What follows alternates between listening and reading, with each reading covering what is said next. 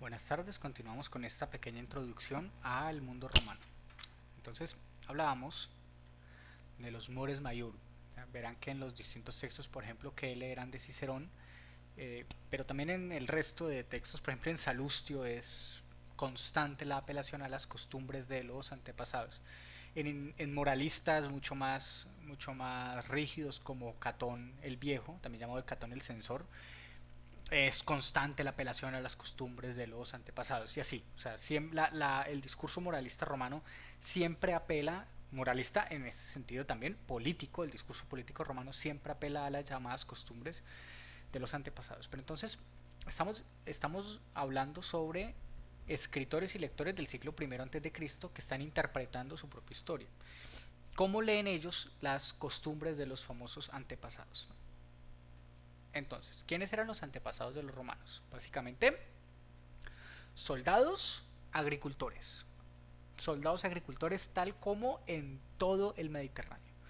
Es hasta ya entrado el siglo III cuando, eh, cuando Roma se expande en el resto del territorio itálico, se expande y conquista hacia el país de los sabinos, hacia los etruscos y empiezan a tener relaciones eh, comerciales y militares cada vez más fuertes y que a Roma le da por entrar al negocio del Mediterráneo enfrentándose directamente con la ciudad de Cartago.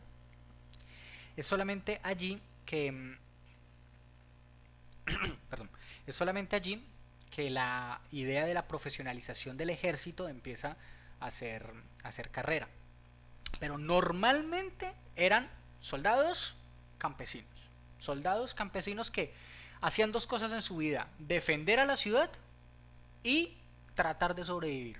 Punto. Entonces, luego con la expansión de Roma al territorio latino, al territorio itálico, perdón, y al territorio mediterráneo es que se empieza a profesionalizar un poco el ejército. Entonces las costumbres de los antepasados son fundamentalmente guerreras y agrícolas.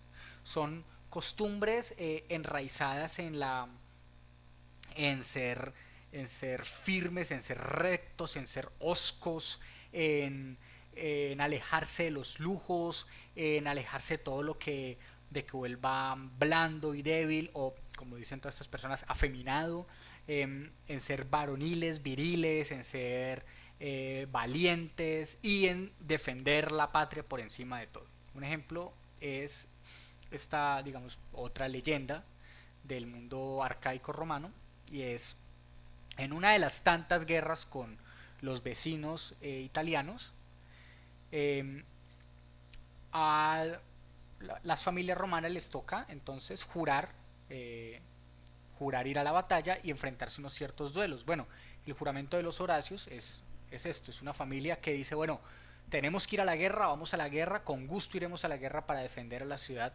de Roma. Y en efecto van, luchan y cuando regresan pues asesinan a sus hermanas porque ellas estaban prometidas a alguno del bando enemigo.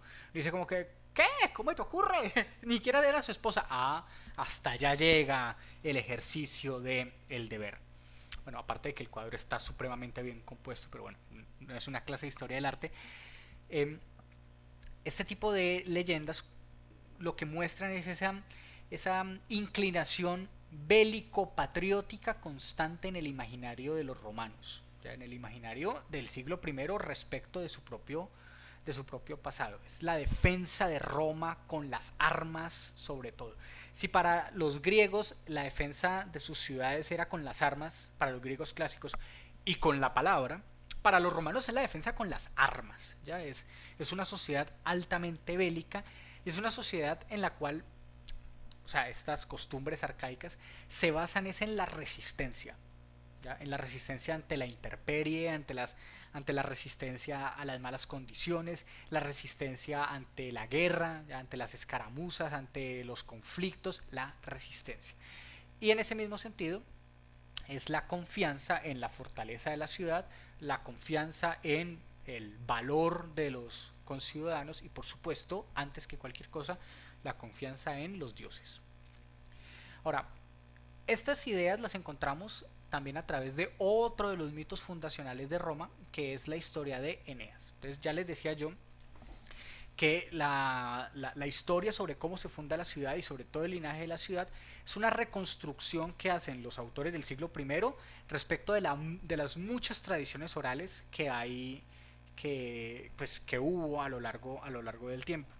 Eh, a la par que la historia de Rómulo y Remo, que al parecer tiene raíces etruscas, encontramos una otra historia alternativa que es la de Eneas, que obviamente tiene una afiliación griega, una afiliación helénica. Bueno, Eneas era un troyano de la guerra de Troya, Homero y todo eso, que logró escapar de Troya, ¿ya? Y después de dar miles y miles de vueltas a lo Odiseo, en últimas terminó en la región en Italia, donde fundó una ciudad, luego su hijo fundó Alba Longa, y en Alba Longa es donde nacen Rómulo y Remo, que son los que luego fundarán Roma. Esa es como la versión que intenta empatar las dos vertientes históricas. Lo pueden leer en la Eneida, ya que es, digamos, una de las la obra épica culmen de Virgilio, es una de las grandes obras de la literatura latina. Ya, ese es un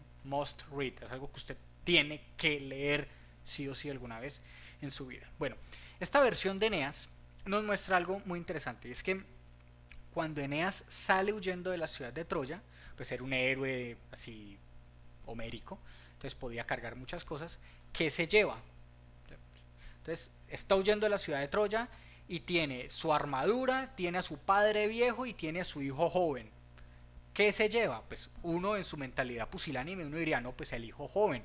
Bueno, no, Eneas es un buen prerromano. Entonces, ¿qué hace él? Agarra a su hijo, se coloca la armadura encima, agarra a su hijo, se lleva las estatuas de sus dioses y agarra a su padre que está vivo y se le echó al hombro y sale corriendo y escapa de Troya. O sea, el propio héroe. ¿Eso qué quiere decir? ¿O eso cómo ha sido interpretado desde la perspectiva de los valores, digamos, que se promulgaban en la época republicana romana? Y es que el romano, o sea, el descendiente de Eneas, o sea, Rómulo, o sea, Ascanio, su hijo, eh, Rómulo, sus descendientes años después, y por lo tanto los romanos, lo que hace romano un romano no es haber nacido aquí o allá, pues porque desde esta perspectiva los romanos son simples descendientes de Troya. A donde quiera que vayamos nunca encontraremos romanos puros.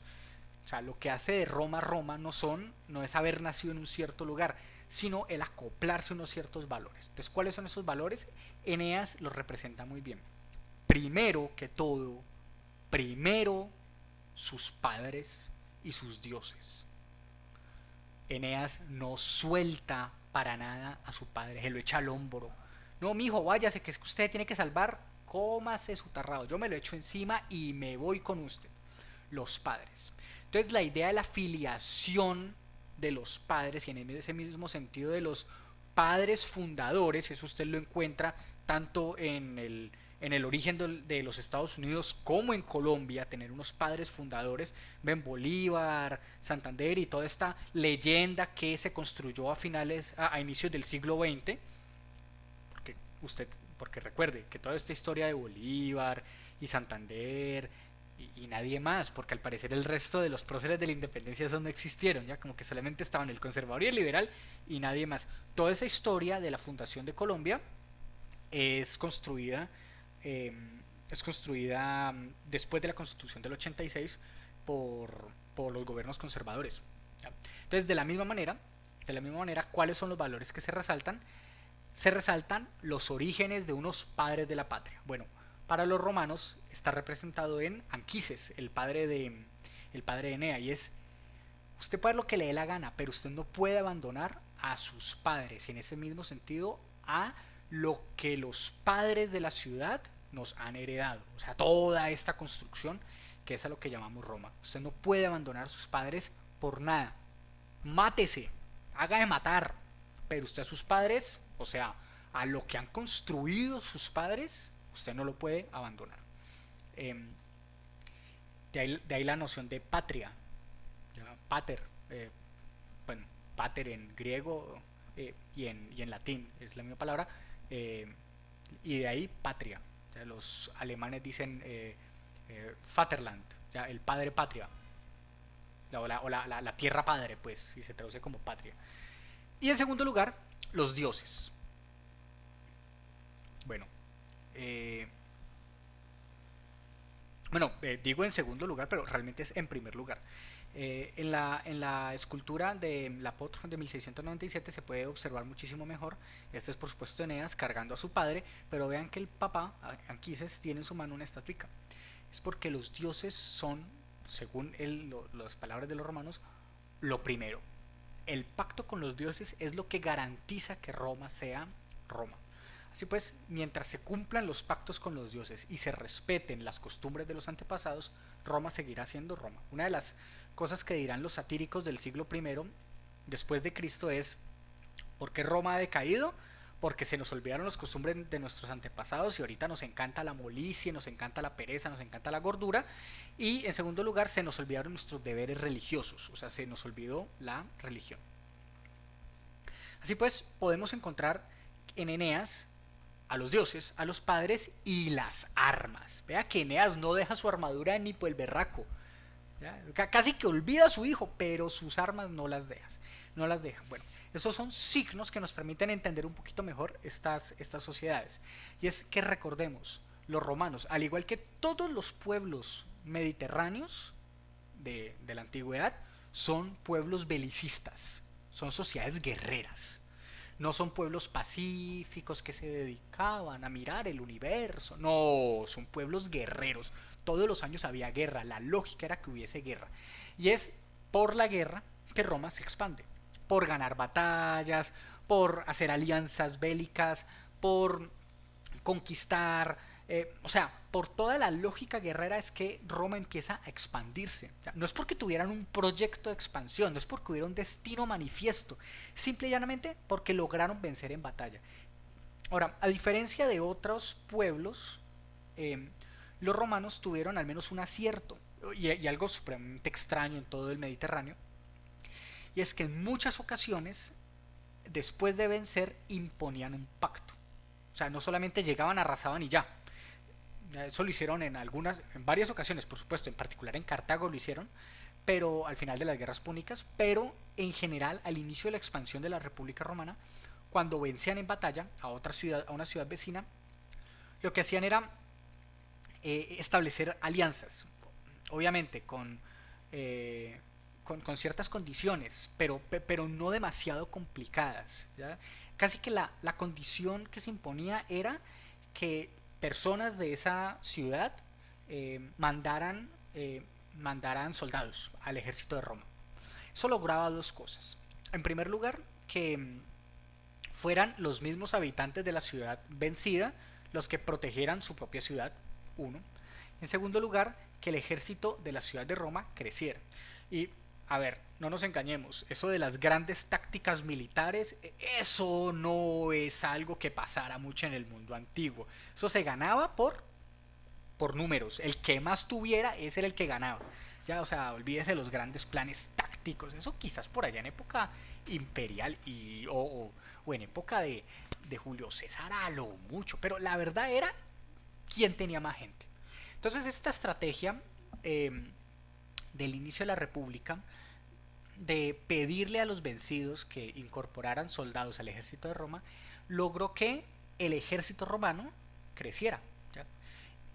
Y por otra parte, como vencían en nuevas batallas, pues se apoderaban de las tierras de los vencidos y podían darle tierras a los soldados. Entonces podían mantener una relación conquista-beneficio bastante interesante. Ahora, para poder ser soldados se necesitaba tierra, o sea que mientras más conquistaban, más soldados podían tener.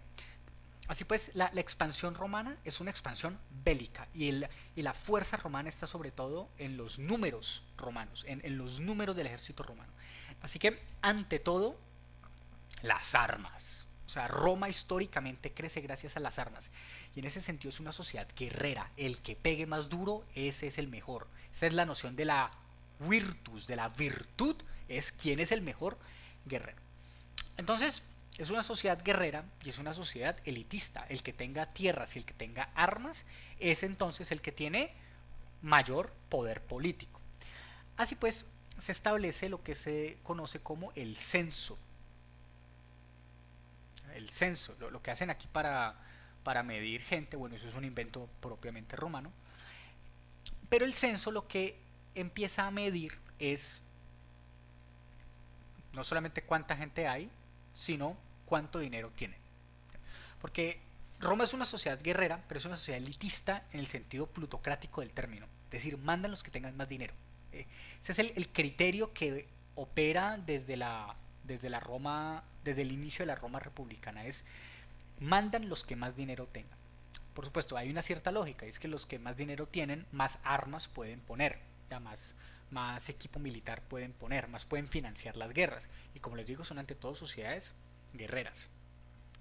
Eh, y se crea esta idea tan recurrente en casi todas las sociedades de que los más ricos son los mejores. Siglos después Cicerón la criticará, aunque me parece bastante hipócrita de su parte, porque Cicerón adora a los ricos, así le lambe las patas a los ricos como si nada. Eh, pero cuando vemos a Platón o cuando leemos a Aristóteles en términos, digamos, ya teóricos, nos damos cuenta de que hay una crítica fuerte, y es que normalmente se cree que los ricos son los mejores. Bueno, para la República Romana así funciona. Entonces el censo lo que hace es establecer clases, clasificaciones, ¿ya? De ahí la noción de clase social, si quieren, establece clases eh, para poder organizar a la población respecto del ejército. Entonces dime cuánto dinero tienes y te diré qué tienes que aportarle al ejército. Entonces los más ricos pueden aportar caballería, pueden aportar armaduras pesadas y pueden por supuesto ir a la guerra con sus armaduras pesadas.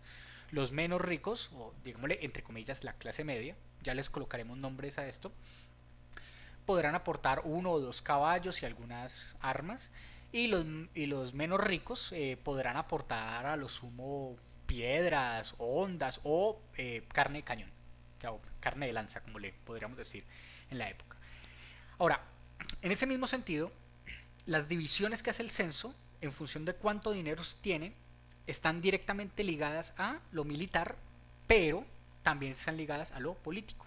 ¿Ya? Y es porque entonces se establece la capacidad para tomar decisiones. Los más ricos van a ser denominados los senadores, los un poquito menos ricos van a ser denominados caballeros, y los que no tienen nada más que su capacidad de procrear van a ser denominados los proletarios. Van a ser tres clases sociales perfectamente distinguidas, perfectamente separadas. O sea, imagínense el apartheid, así perfectamente separadas, lugares donde solo pueden entrar senadores, lugares donde solo pueden entrar caballeros, así perfectamente separadas y visualmente distinguibles.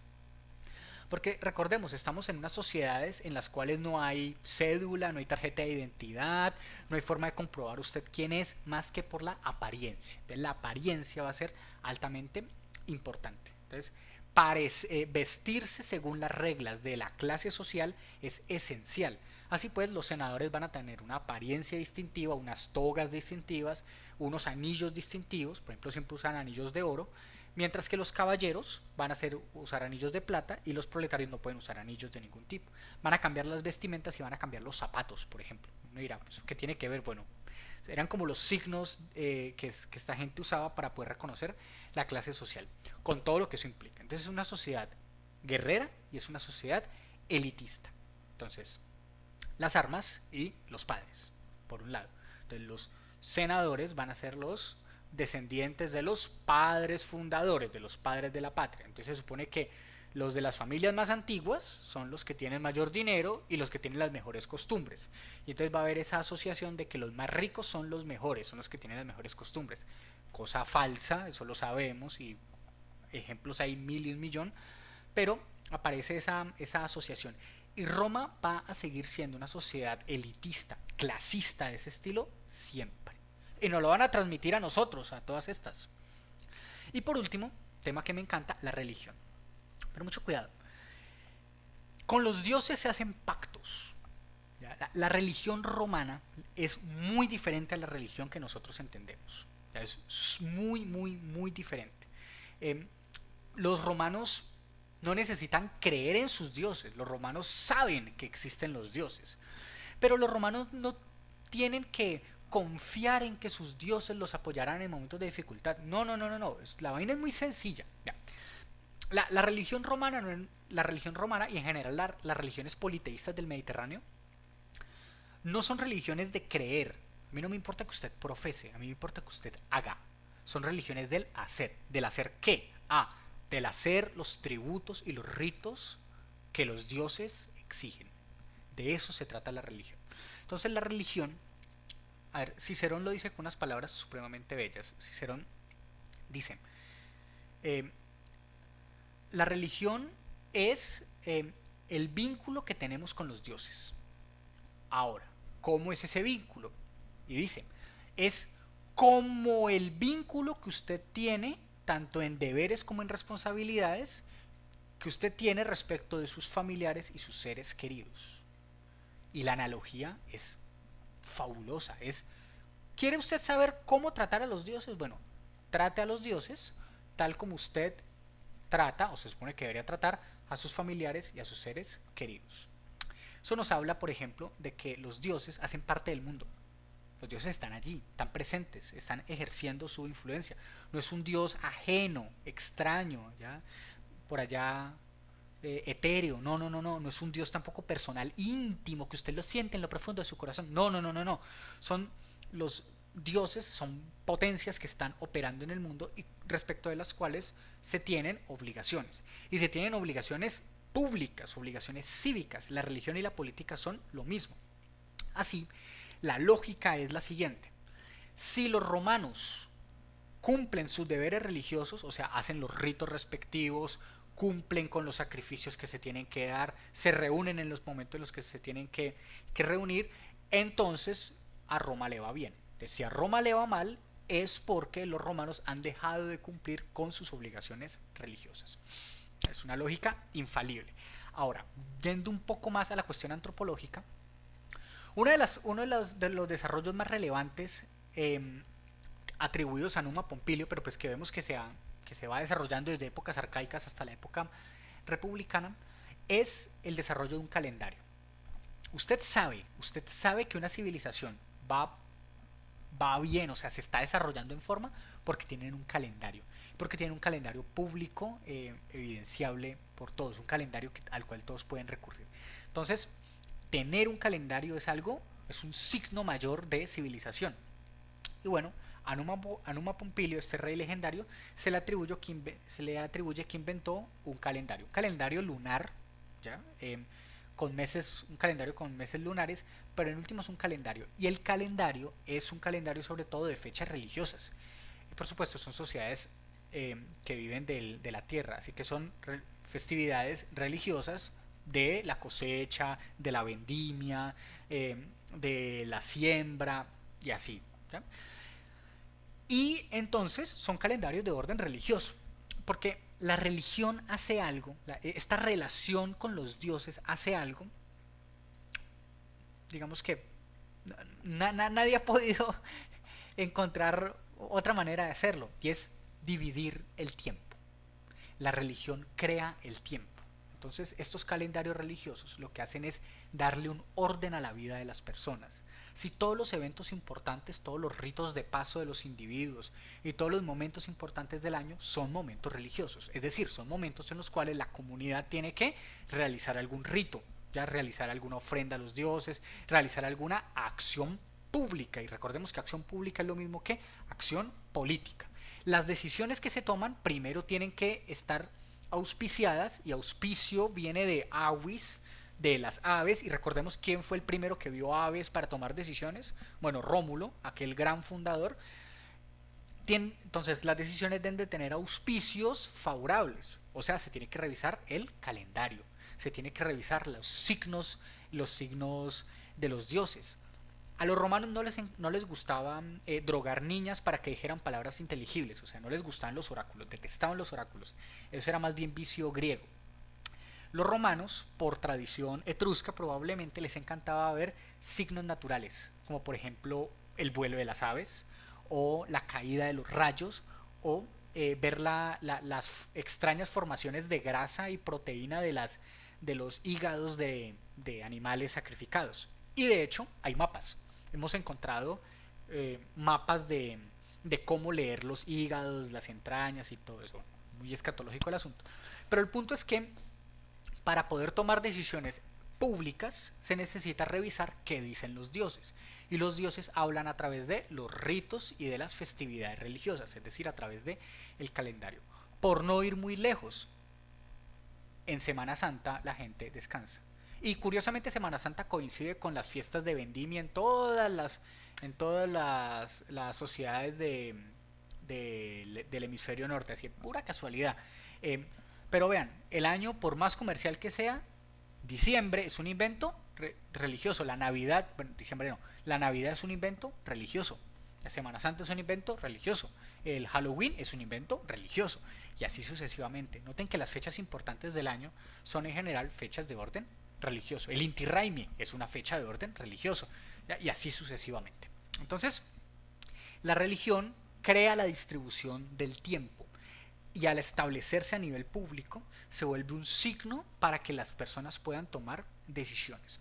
Así pues, si los romanos no le hacen caso a la religión, si no cumplen con los ritos, pues se embolatan. Y si se embolatan, cosechan cuando no es, siembran cuando no es, hacen la guerra cuando no es, y eso significa la destrucción de la ciudad. Entonces noten que la religión es un elemento esencial en el pensamiento antiguo, pero no solo en el pensamiento antiguo, no se nos vaya a olvidar que en el pensamiento moderno también. Los invito, por ejemplo, a que lean el ensayo de Max Weber que se llama La ética protestante y el espíritu del capitalismo, donde hace esa relación entre religión y capitalismo y por lo tanto construcción del mundo moderno. Entonces, presten la atención al asunto de la religión. Bien, entonces, tres cosas que hay que concluir aquí.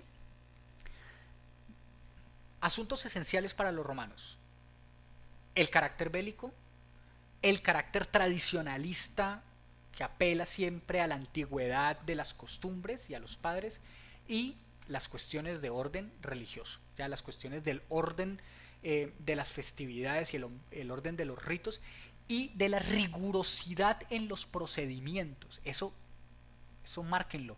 Es el orden en la rigurosidad del procedimiento del voto, es el orden en la rigurosidad de la elección de los cónsules, es el orden en las tradiciones. Eso es esencial, ¿ya? Y todos esos son asuntos de orden religioso. Así que incumplir esos procedimientos es incumplir los pactos con los dioses. Entonces, en cierto sentido, podemos ver que ¿por qué empieza a fallar la República Romana? Algunos intérpretes, sobre todo intérpretes del siglo I, dirán porque se incumplieron los pactos con los dioses. Y eso será el punto de partida del primer emperador.